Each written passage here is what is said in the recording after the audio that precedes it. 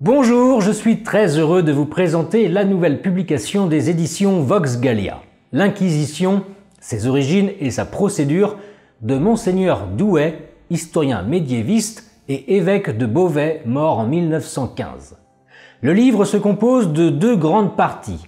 La première se concentre sur les origines de l'Inquisition. Pourquoi a-t-elle été mise en place? Qu'appelons-nous Inquisition? Qui est l'inquisiteur? L'Église ne jugeait-elle pas les hérétiques avant l'arrivée des tribunaux de l'Inquisition? Pourquoi dut-elle instaurer cette nouvelle procédure? Quant à la deuxième partie, elle présente la procédure inquisitoriale.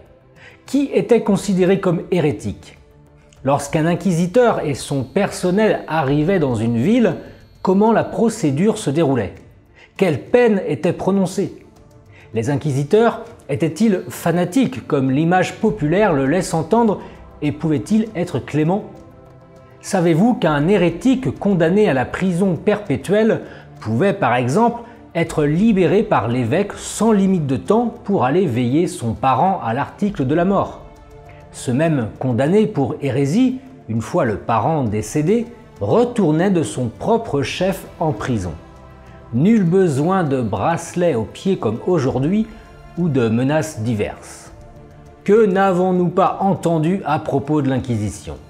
Parmi les légendes noires du Moyen-Âge, elle figure en bonne place. Les inquisiteurs, aidés par une propagande littéraire et cinématographique, ont été accusés d'avoir brûlé un grand nombre de personnes au cours de procès expédiés à la va-vite. Qu'en est-il vraiment? Tout d'abord, l'Église, étant établie sur la foi, agissait contre quiconque mettait en péril sa doctrine, l'attaquait socialement et enseignait des théories subversives. Ce principe a été vrai à toutes les époques, aujourd'hui également. Dans l'esprit de la société chrétienne de l'époque, l'Église ne connut aucune opposition. Ce fut même l'inverse. L'intervention de l'Église a permis de maîtriser les emportements populaires virulents face aux hérétiques. Bien avant que la papauté n'instaure un juge délégué permanent, les tribunaux ecclésiastiques existaient déjà depuis plusieurs siècles. L'Église n'a fait que répondre à un besoin spécifique de ce début du XIIIe siècle en réponse à une hérésie dualiste plus connue sous le nom de catharisme. J'en ai d'ailleurs écrit un livre. Les évêques qui avaient la charge de juger les affaires ecclésiastiques, et ce de tout temps, ont été épaulés au XIIIe siècle par de nouveaux juges délégués directement placés sous l'autorité du pape.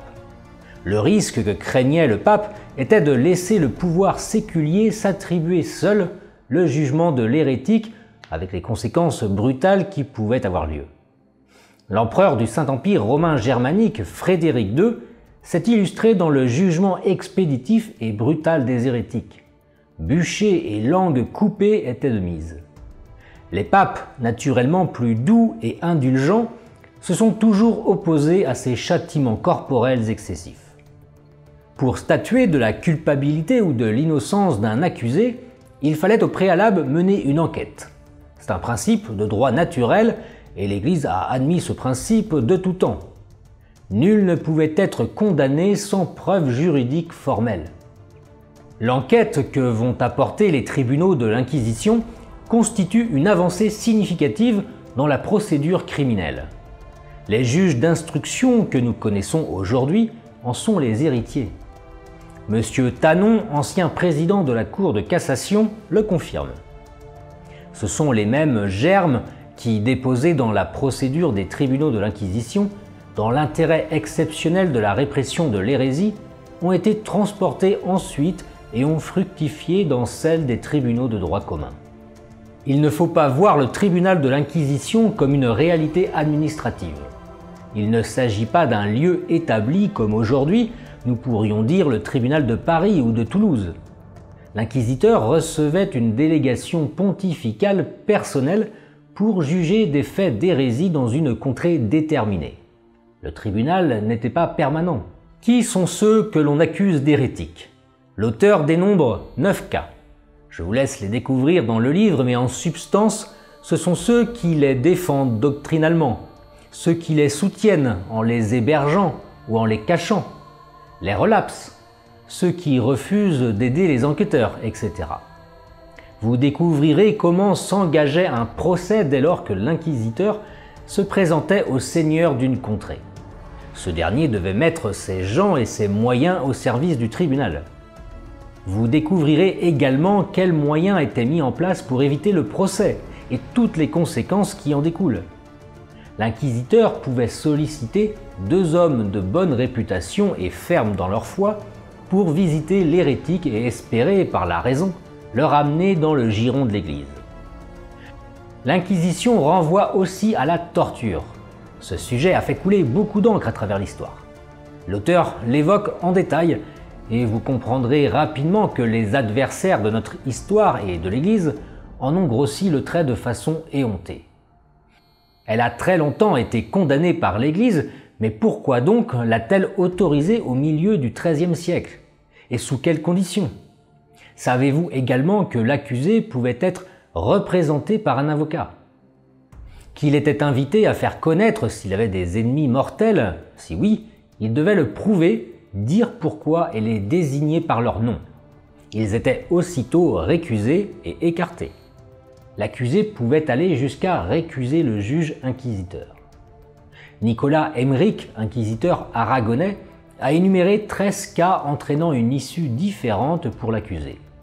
Du simple renvoi car il n'y avait rien contre lui, en passant par la prison et en dernier lieu, factuellement rare, la peine capitale. L'Église a toujours cherché à combattre l'hérésie plutôt qu'à châtier l'hérétique.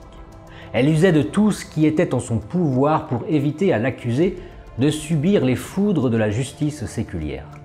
D'ailleurs, lorsqu'elle avait usé de tous les moyens possibles et que malgré tout, le justiciable s'entêtait dans son erreur, elle implorait le pouvoir séculier d'user de miséricorde à son égard.